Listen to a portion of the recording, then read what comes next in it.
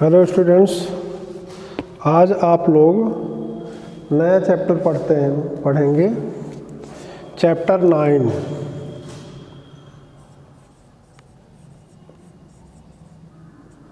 Chapter 9 में 9 का नाम है reproduction in animals.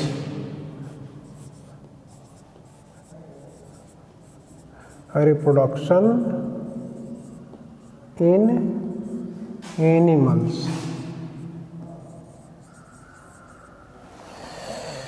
Reproduction in animals में आप जानते हैं, आप पढ़िए, देखिए बुक में, do you recall the processes of digestion, circulation, respiration.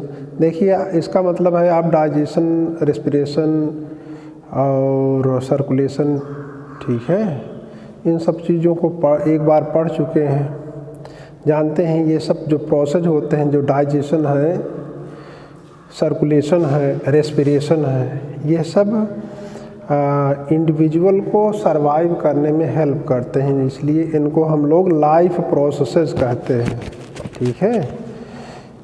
ठीक है, लिखा गया है these process are essential for the survival of every individuals. ठीक, अब उसी तरीके से जानते हैं आप रिप्रोडक्शन इन प्लांट भी पढ़ चुके हैं। ठीक है, तो रिप्रोडक्शन का इम्पोर्टेंस क्या है वो अगली लाइन में देखिए लिखा गया है कि कोई स्पीशीज होती है, अगर आप चाहते हैं कि वो कॉन्टिन्यूअस इस अर्थ पर सरवाइव कर सके, अर्थ पर हमेशा मेंटेन रहे, प्रेजेंट रहे, तो उसके लिए रिप्रोडक्शन ज़रूरी होता है। लिखा गया है रिप्रोडक्शन इज इसेंशियल, यानी रिप्रोडक्शन आवश्यक है for continuation of species species. तो इसमें आप पहला पॉइंट यही लिखेंगे, importance of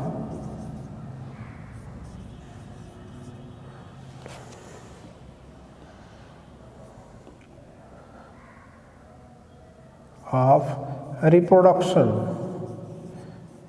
importance of reproduction में सबसे यही लिख देंगे आप, यही point,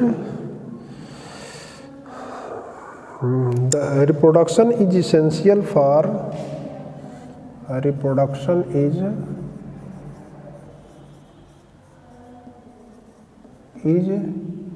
essential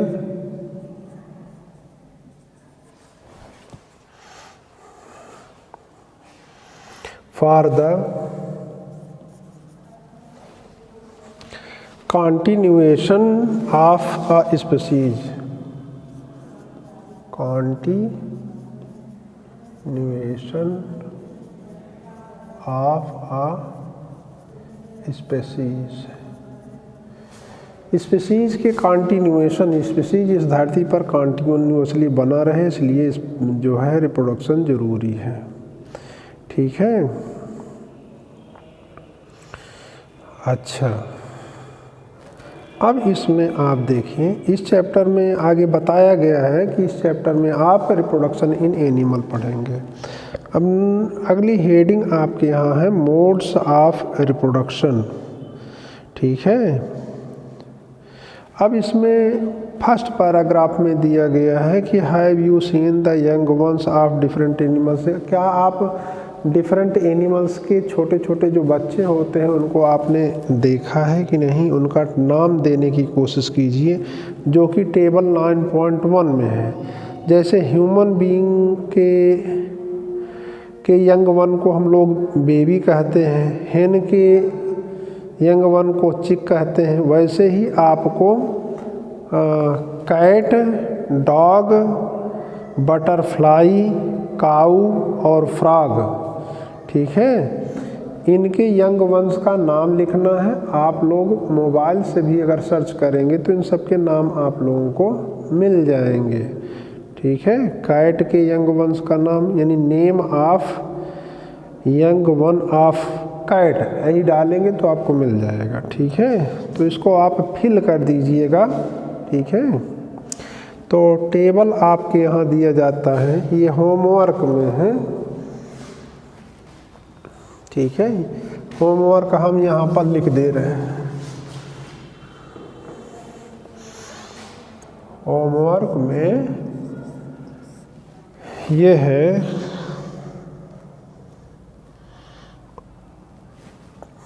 complete the table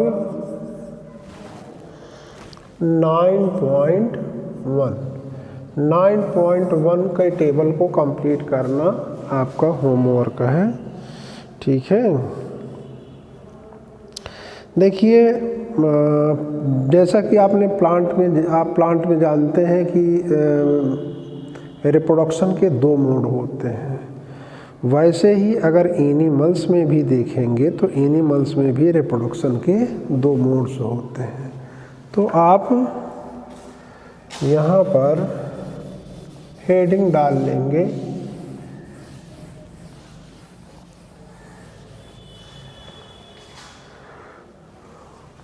modes of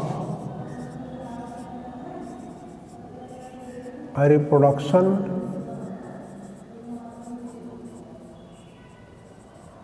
in animals. ठीक है, ये हेडिंग डाल लेंगे। अब होमवर्क तो नोट ही कर चुके होंगे, होमवर्क मिटा दे रहे हैं। तो इसमें ये हेडिंग है और इस हेडिंग में आप लिखेंगे देयर आर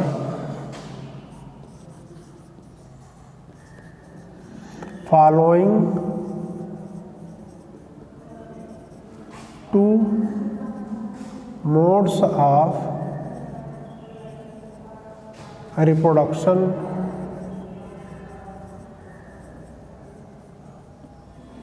in animals।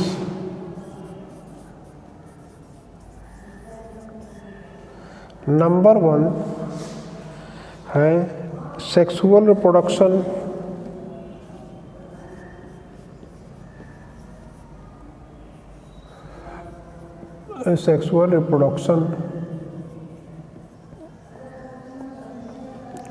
और नंबर 2 है एसेक्सुअल रिप्रोडक्शन।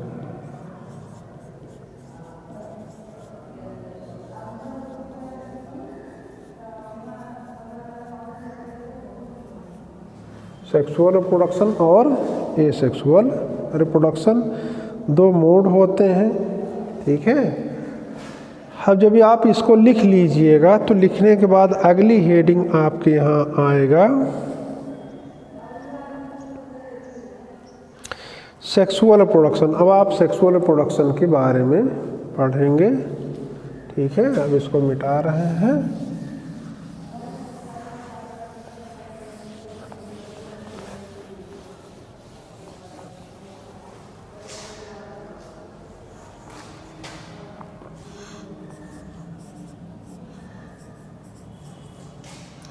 Sexual reproduction. आप सेक्सुअल रिप्रोडक्शन में को पहले पढ़ लीजिए, इसके बाद इसमें आप लिखिए। ठीक है, तो सेक्सुअल रिप्रोडक्शन में तो इसमें पहले तो देखिए प्लांट में बताया गया है प्लांट में कैसे होता है, सेक्सुअल रिप्रोडक्शन प्लांट में कैसे होता है। तो उसमें आपको बताया गया है कि उसमें मेल और फीमेल रिप्रोडक्टिव पार्ट होते हैं। प्लांट में मेल और फीमेल रिप्रोडक्टिव पार्ट होते हैं जो कि फ्लावर में पाए जाते हैं। ठीक है, और एनिमल्स में मेल और फीमेल्स जो होते हैं, एनिमल्स में 2 प्रकार के इंडिविजुअल होते हैं, एक मेल और एक फीमेल। ठीक है, तो मेल और फीमेल दोनों डिफरेंट रिप्रोडक्टिव पार्ट्स या दोनों में डिफरेंट रिप्रोडक्टिव ऑर्गन्स पाए जाते हैं। ठीक है, मेल रिप्रोडक्टिव पार्ट या मेल रिप्रोडक्टिव ऑर्गन जो होता है उसमें मेल गैमीट का फॉर्मेशन होता है। ठीक है, और जो फीमेल रिप्रोडक्टिव ऑर्गन होते हैं या फीमेल रिप्रोडक्टिव पार्ट होता है उसमें फीमेल गैमीट का फॉर्मेशन होता है। मेल गैमीट और फीमेल गैमीट। ठीक है। अब जब मेल के रिप्रोडक्टिव पार्ट से या मेल के रिप्रोडक्टिव आर्गन से मेल गैमीट प्रोड्यूस हुआ और फीमेल के रिप्रोडक्टिव आर्गन से फीमेल गैमीट प्रोड्यूस हुआ। ठीक है। तो दोनों मेल गैमीट और फीमेल गैमीट जब फ्यूज करते हैं यानी एक दूसरे के साथ जुड़ते हैं तो वहीं से समझ लीजिए कि नए इंडिविजुअल का फॉर्मेशन स्टार्ट हो जाता है। ठीक है। तो लिखा गया है दिस टाइप ऑफ रिप्रोडक्शन, ठीक है, beginning from fusion of male and female gamete, ठीक है, कॉल्ड सेक्सुअल रिप्रोडक्शन। तो यहाँ से सेक्सुअल रिप्रोडक्शन की डिफिनेशन मिलती है, उसमें आप लिख सकते हैं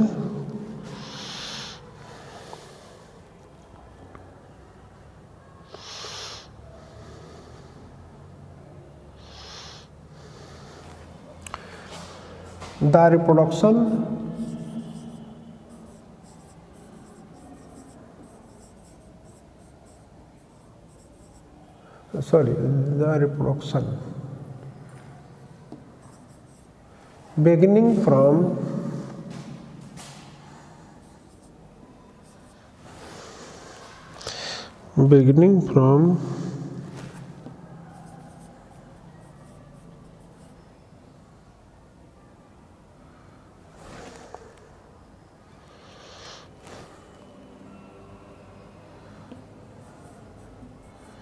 beginning from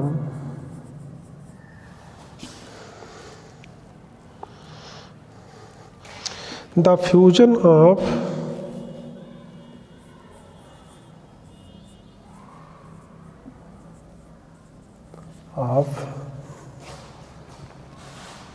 male and female gametes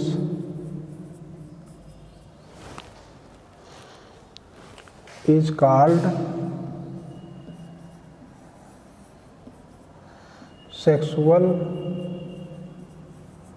reproduction. Sexual reproduction.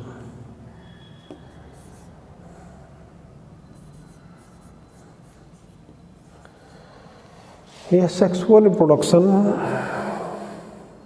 ठीक है, सेक्सुअल रिप्रोडक्शन की डिफिनेशन है। इसमें आप और लिख लीजिए, सेक्सुअल रिप्रोडक्शन में आगे एरो साइन लगा करके लिखेंगे, एरो साइन लगा करके लिखिए।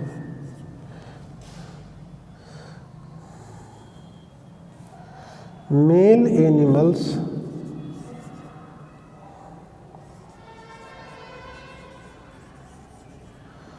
Have male reproductive organs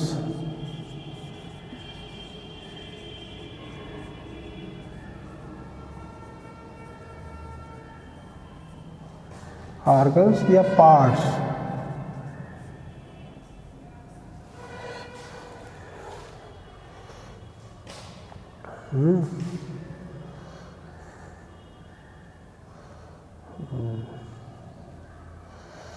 full stop लगा करके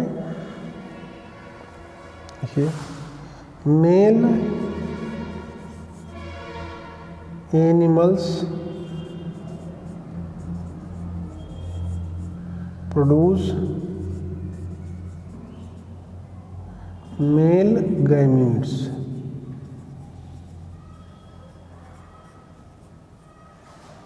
मेल इन्हीं रिप्रोडक्टिव ऑर्गन के द्वारा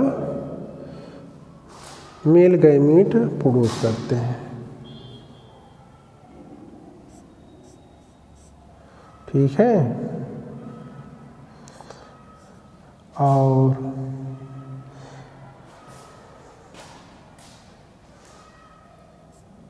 इसमें in reproductive argon.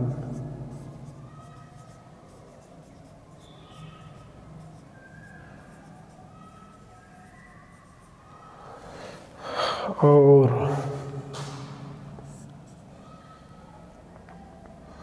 Female animals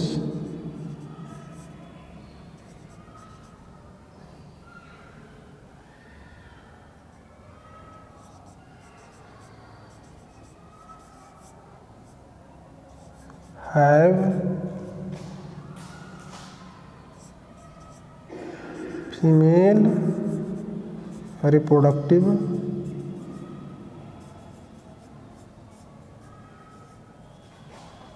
organs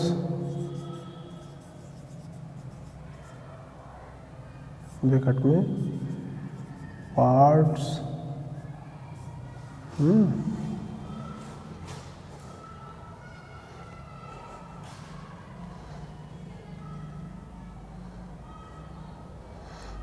female reproductive या विच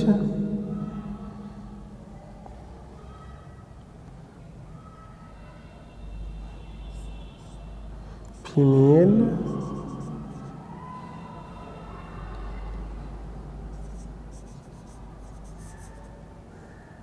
एनिमल्स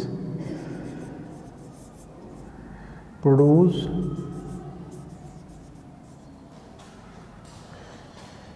फीमेल गैमीट्स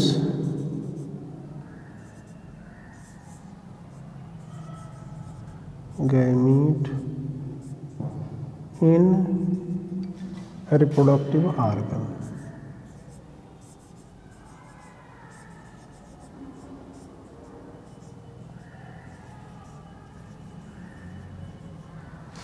ये आपने लिख लीजिए, ठीक है। अब इसके बाद आप नेक्स्ट हेडिंग डालेंगे। आपके यहाँ अगली हेडिंग है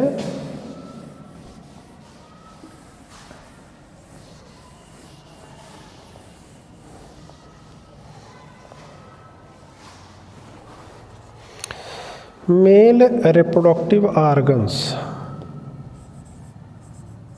मेल रिप्रोडक्टिव